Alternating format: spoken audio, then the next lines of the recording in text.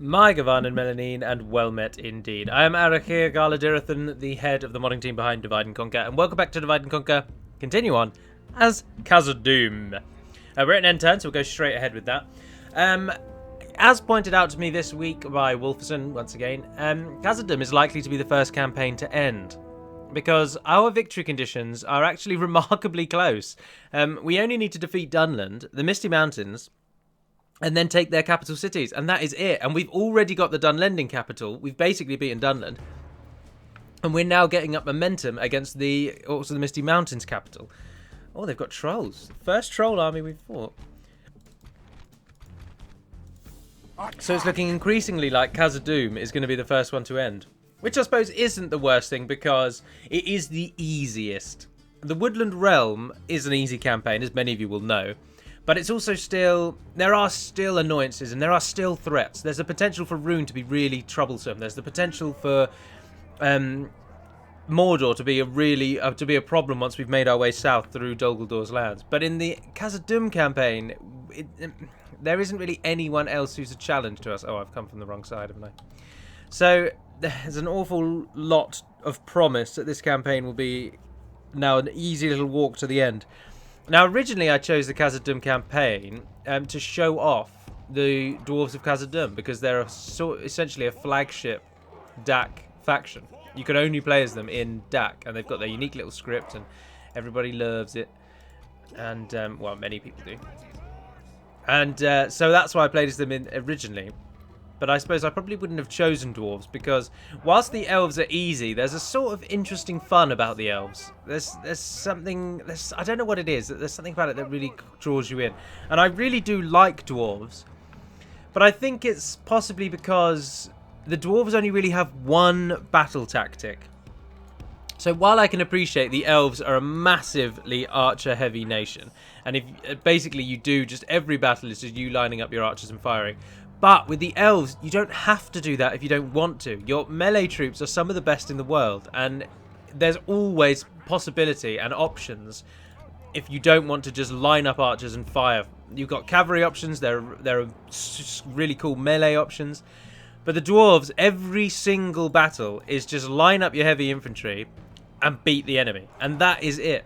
And I suppose that kind of, dare I say, tedium of it is what brings the dwarves down.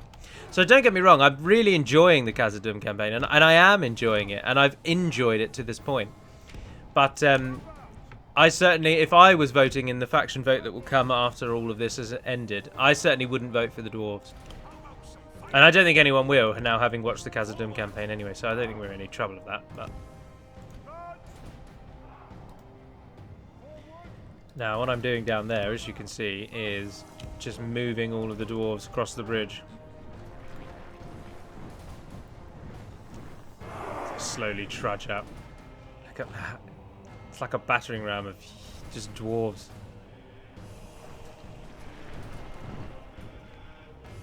Alright, once we get a reasonable distance across, we'll tell them all to stop and hold position. Just wait until they all move. There we go. Right, now hold your ground. Stand firm, dwarves. That's the worst tactical decision. In real life, well, I say real life, if this were real life and the dwarves were fighting here against trolls, this would be the worst possible decision I could have made. Because the trolls would just swat them off into the infinite depths to the left and right.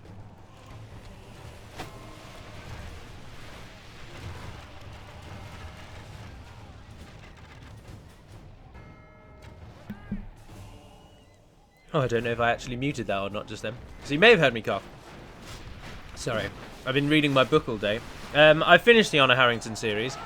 And I thought the 13th one... Oh, I haven't finished it because he needs to write another one. But I thought the 13th one was just boring. Really boring. I appreciate it was tying together strands from lots of different areas. And it was...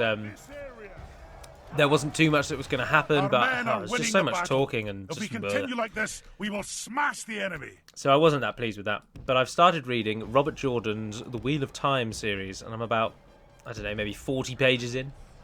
And so far, thoroughly enjoying it. I'm thoroughly gripped. I'm gripped. So there you go, a little bit of culture for you all. Just spreading my culture out through the video. Now those trolls might actually really do some significant damage to us, because these dwarves are not designed to take on trolls, not by a long shot. And there's nothing really that they can do. In fact, I think those trolls could probably handily massacre that entire lot without any trouble.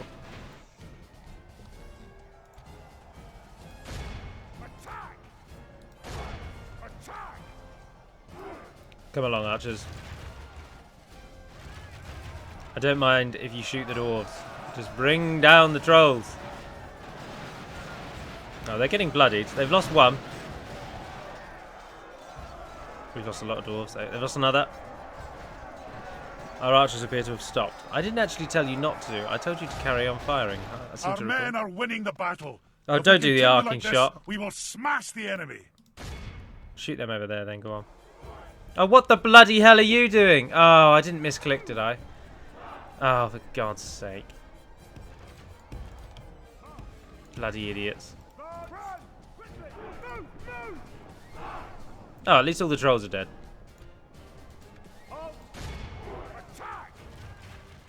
Come on. Fire.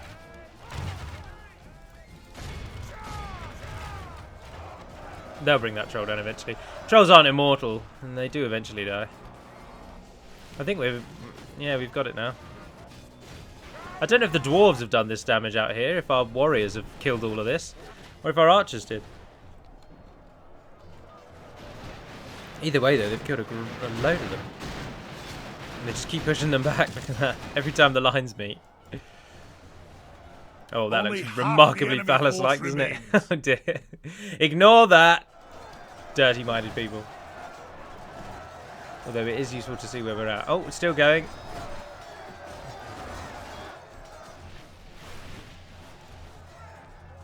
In you go, lads. Join in. I'm as aggrieved today with my workplace as I was yesterday, but you just kind of let it slide after a time, don't you? But I can tell you that being in a job with that actually doesn't really do anything all day may seem like it's going to be really great at the beginning. Like this, we will smash the enemy. But after a time, you realise how utterly mind-numbingly boring it is. And especially when you are reasonably, dare I say, well-trained, well-educated, then it is even worse. If I hadn't studied anything at all and I just went to work, came back to my parents' home and played games every day, then being an usher is a great job. But given that I have 4 years worth of training behind me for a different kind of role, sitting and reading my book all day is actually really boring. He flees the field of battle and abandons his men. But at least I get to sit in on quite a lot of the cases, and that I thoroughly enjoy. But I'm unfortunately not able to sit in on every single case, and that is annoying. Cut the cowards down. Capture as many as you can, man. We'll be in awe of the 546, that's quite a lot. Oh no, it would have all been from these guys. Yeah. Casualty sustained loads. 51 Fort Spearmen, but about that passed. Oh, I didn't look at how many kills there were. It's probably some of the garrison script. Bum ba bum bum ba dum ba dum.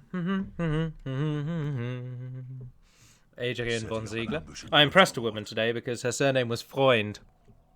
And she was incredibly impressed with not only my correct pronunciation of her name and the little added flair I gave it.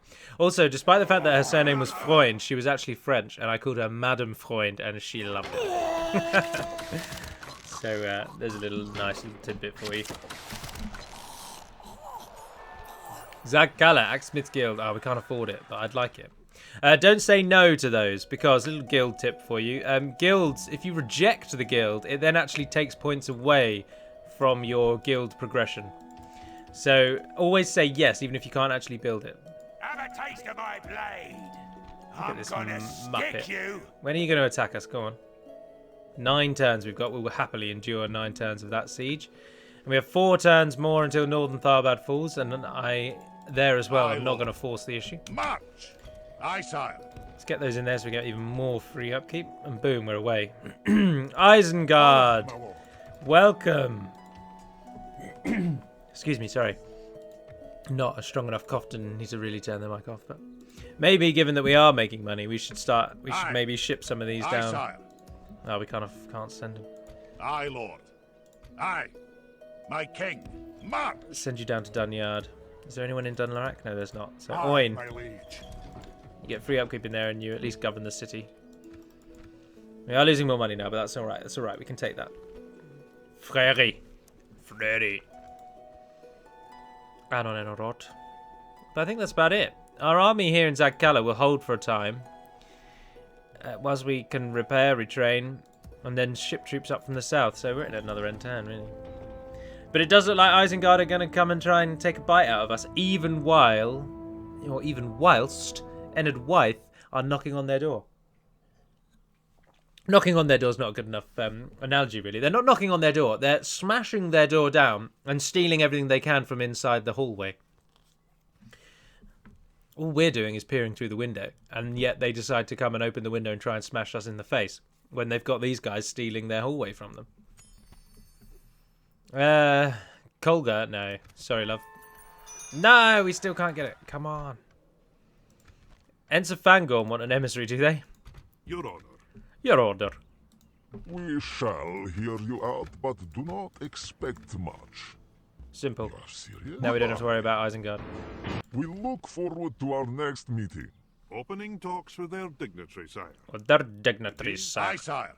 Aye, sir. Well, we won't send you south now, Move actually. out. No need for you to go down there if we're not at war with them. 3 turns now for Dunland. I don't really want to rise up, because if we can force them to attack us, we'll at least get 1 unit of defenders, I believe. And it'll just be easier. However, By your will. I'm kick that bugger out. you. Can't retrain anything here, and we're hoping to build that. What has just taken up our money? Oh, that's just recruited some Oricani nobles. That will have done it. So it's the army that we're training there that's just taken up our money. Would you wish to speak to me? The army that's coming out there, I'm tempted to go and take Keren Amroth, to be honest. Everything that we can do to just shut down these buggers. I have no plans to attack Ennard Wythe. We'll wipe out Dunland up north up here. We'll wipe out the Misty Mountains north up here, and then we'll worry about who we need to claim the remaining provinces from. But the Khazad-dûm is just so much turn ending. You're in such a commanding position, that's the problem. It's such a dominating position. And I'm so tempted to return Khazad-dûm to being passive on the campaign map. I really am. Because they're just... the evil nations are having real trouble doing well at the moment. And one of the best ways that we can at least give places like the Misty Mountains a bit more support is by turning Khazad-dûm off. Khazad-dûm will, of course, then defend their lands. I can't recall the reasoning we did to bring Khazad-dûm out from passive. But they were passive for a while, and we turned that off. So we made them not My passive. king. Oh, Ennard Wythe, you don't want to attack me. It's not in your best interest to attack me. Honor, my lord. In your... I have no plans to We attack march you, no and if farther you today. stay at peace with me, I Awaiting shall your not break command. the alliance. Good And upon I, mine. as many people in the Steam group that we play frequently with can attest, Brassidas in particular, I am a man of honor who keeps his word in any and all situations. I am the kind of person in a diplomacy game whereby alliances can break and fold as easily as waves upon the shore. I am the kind of steadfast cliff that doesn't change. An alliance with me is an alliance to the death together. Brothers in arms. And if Ennard Wythe would but call upon that desire and that need, I will stand with them.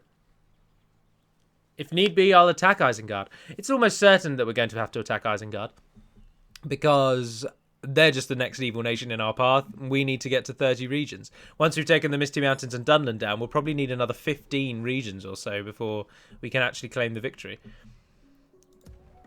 Oh, you're not actually going to try and siege us out, are you? 6 more turns, because I really hope you don't. I can't send any troops over. Nothing can assist. It's annoying. We'll have a little army there, though. We'll send that out to Keren Amroth. Once Keren Amroth is secure, and then we'd have to move on the Gladden Fields. But once we've taken those two, there aren't any more threats to the east, and Khazad-dûm, the eastern side, will no longer need such a garrison. Also, then the two armies can meet up as they head north, join up with those. Because we can't really move out yet, but our northern Tharbad is where we're about to move out. We've only got a turn left before that's ready for us, so... What is it Oh, you I wish forgot to about you. discuss? Yeah, go on. Trade rights, map info. Well, that Job seemed done. fruitful. Farewell. If Enedwyth allied with me, I would seek my 30 regions elsewhere, because as I say, I am a man of honour. But if Enedwyth don't ally with me, I probably will take my 30 regions from them, because they're easy pickings. And the nearest enemy after that is like maybe Angmar, and they're miles away, so not too keen on that. Oh, Huntmaster for Tarth. The faction heir rises up against us, but we are on a bridge, and we've got 1, 2, 3, 4 units of archers. Captain Kaysan. A few units of berserkers. This is going to be a slaughter. Battle Khazad. The time's come. Axes out, lads. We stand together. That is an image of Thranduil's throne as depicted in the Hobbit movie. Edited slightly with poetic license there, I suppose. The enemy have brought up more men. Oh, They hope to make up in no. numbers what they lack in courage. No, we didn't get to fight on the bridge. Bugger.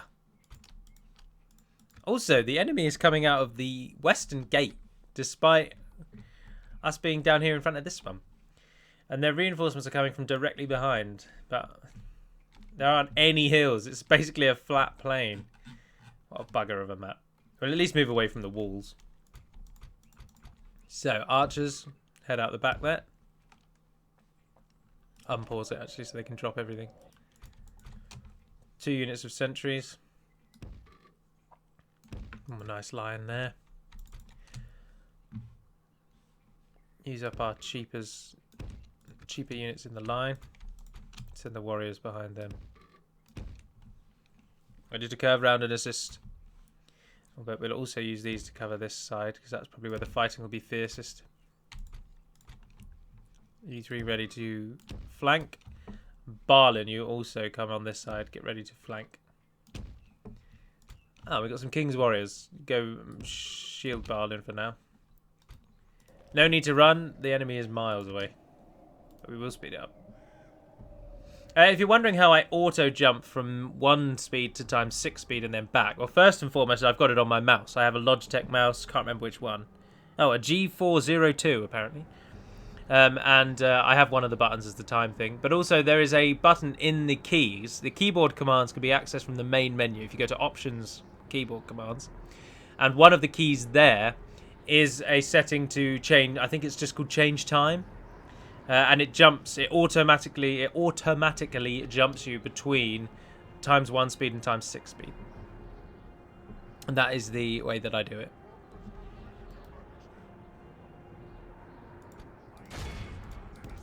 Look at this. Look at this audacity. The Dunlending captain is riding out alone ahead of his army and isn't even charging into us. Oh, it's like he just wants to die. I give it about, I don't know, maybe 10 seconds or so before the captain dies. There he is. He's got dwarves hacking away at the legs of the horse behind that he's sitting on. His his standard bearer goes down.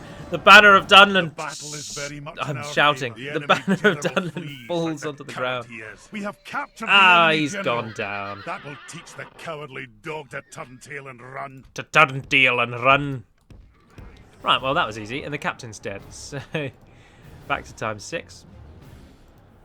Yeah, here comes Huntmaster Fatah.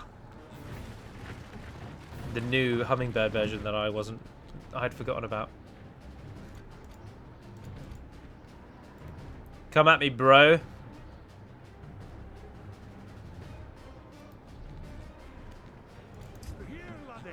The Hithygler Beast Hunters prepare. 1 Hithygler Beast Hunter prepares. Ping! Now all the archers prepare.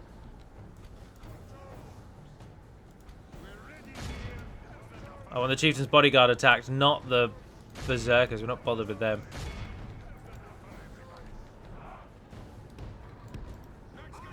Move over there. Are you firing at who I just told you to fire at? Yes.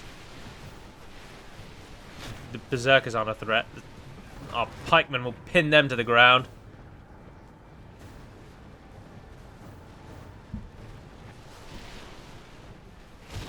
So the lore video is planned, as I said, for Monday in the video yesterday.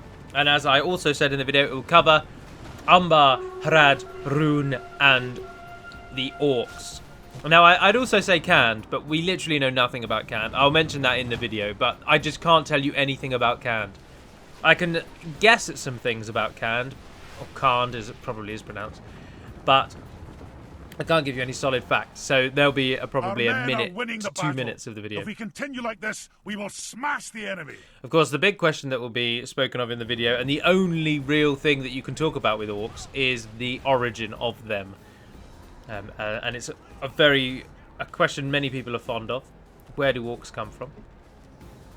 And for good reason. It's an interesting question. So we'll cover that. But other than that, Umbar will probably be talked about the most, as we do a concise sort of Umbar history rather than listening about it in the Gondor videos. Hrad, again, is a country we know very little about, virtually nothing. Likewise, Rune. We know virtually nothing about Rune. And the Easterlings of. As our chainmail dwarven warriors.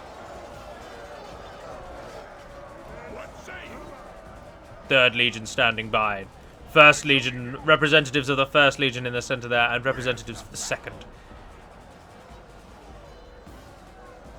Enemy cav charges our pike line and runs away again. Idiots. Right, archers, you are now free to fire at whatever you want, because they're a bit too close. Well, he knows who to hit, though. They've gone after our weakest units. They don't seem to be using their flank too much, so we will. What's coming in over there? Some berserkers, some clan hunters. They have lost half their men. Clan hunters are archers, yeah. Oh, bugger. We have nothing to chase them down with.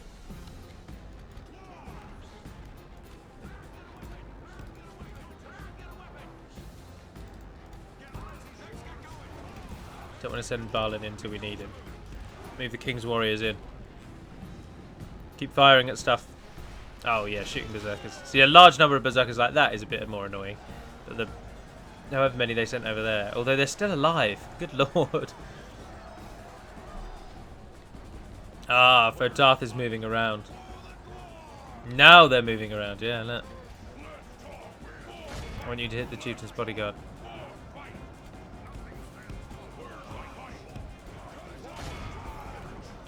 How are we doing out here? You get those berserkers. You come in from the side. Move in. The dwarves stand ready to face the charge of the Dunlendings. Hacking at their knees. In you go. Balin, they're sending in some warband. Cut them out. You can join in. Oh, their army is already breaking.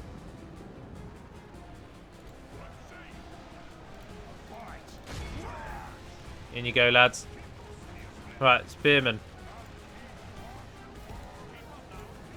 Might as well break rank. Let's start doing some damage out here.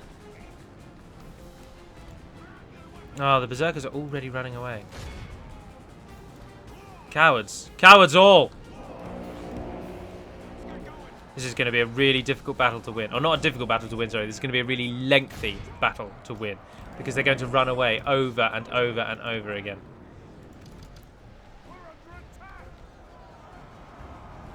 They're going to skirmish first because they're all archers. And then they're going to run away. Although I think we're about to bring down Fotarth. With any luck. With any luck, we'll win quickly, easily, and efficiently. Luck is rarely on our side. Ah, they're almost all out of arrows. They're now running away. They're all just running away. It's just gonna take forever. Oh, don't chase them down forever. I tell you what, you lot all out there, just go into wide formation. Just let them shoot you. We're never going to be able to chase them. You, Zenith Guard, you're our general. We don't really want you getting shot. Who are you? Yeah, you guys. You run out there. You three there. Just run behind our own archers. Get yourselves out of the line of fire. Look at that. They chase those hunters. Oh, the hunters are The actually enemy running. general lies dead. Let the enemy army flees the field. After them, cut the cowards down. Ugh, it's difficult to work out who's attacking us and who's not. Our army is pulling out now.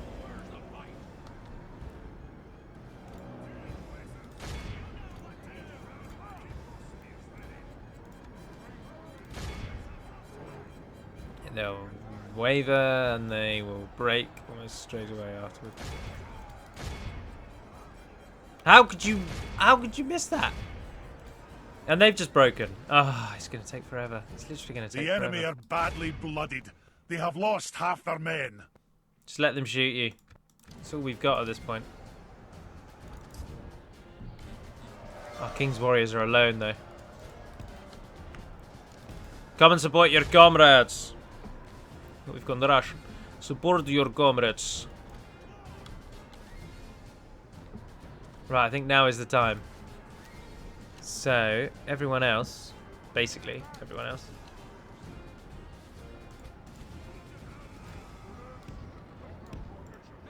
You just run over there. You,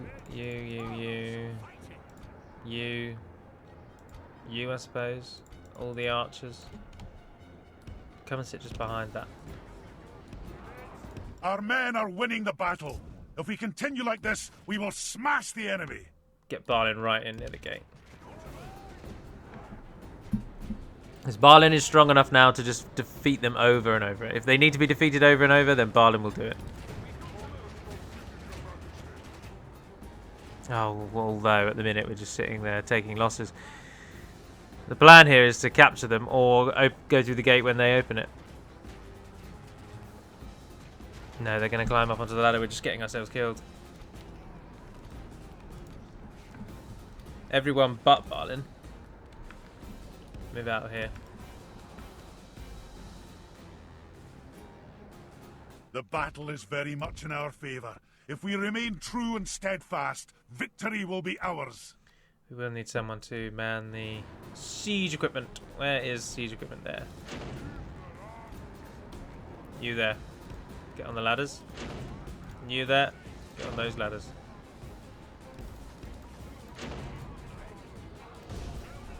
Off you go. Off you go. And off you guys go. Get a jog on. If the enemy who has recently just run away will now cower behind their walls, then we'll take the fight to the walls. For the valor and force of our arms. The dwarven banners will fly from the town of northern Tharbad. As our numbers file amongst them. I thought that. Of course they're going to break the minute we arrive.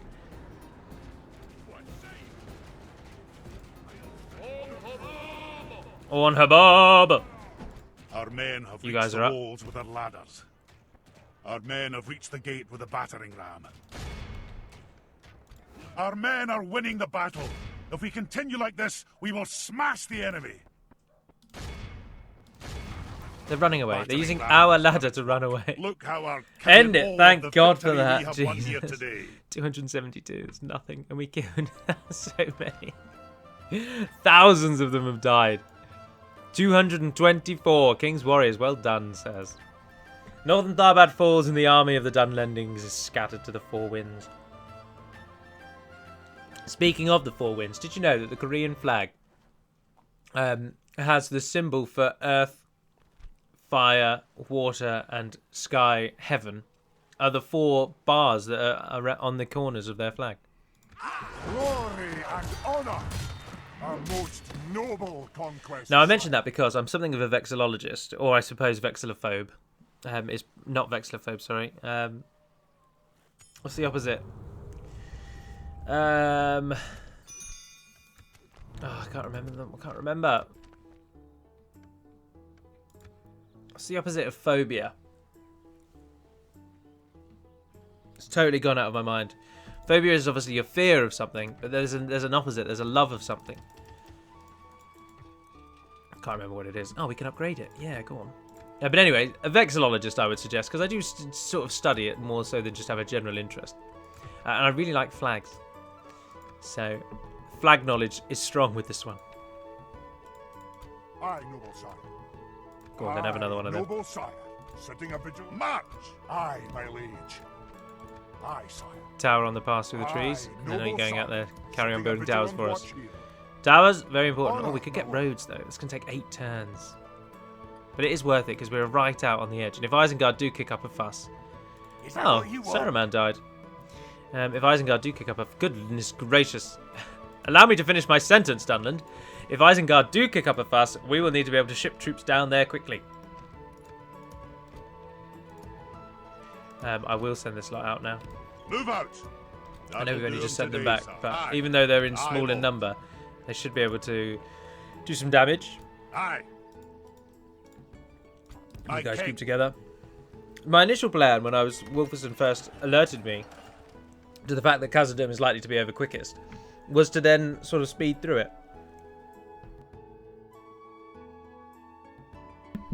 However, I'm more of a mind now to not try and just burst through it, because I don't think we'd even need to try. I don't think it's going to be very long.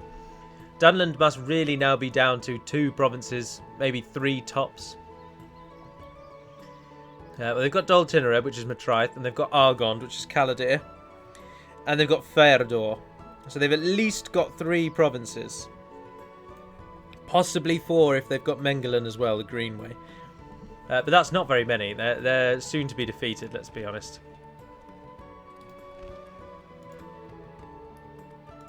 Got a pub. More Dwarven. So it's not long for them. They're not long of this earth. And the Misty Mountains kind of very much by the time we really get through with them. And that's Dol Guldur. Dol Guldur have taken the Northern Gladden Marshes side. So anyway, none of that really matters. It's just because I noticed that it's coming to the end of the episode. And indeed it is the end. I shall end it there. So I do hope you've enjoyed watching this one. Not as much rambling really this time, but rambling still nevertheless. And tomorrow will be a faction overview, whoever's next. Dale, I believe it is. And then on Monday, I'll post up that lore video. So next week, all of the videos will be knocked back a day again as well, but this time it will be because of a lore video. So stay tuned for all of that, but in the meantime, and until we speak again, dear friends, Navar Naden Perimad Melunin, and farewell.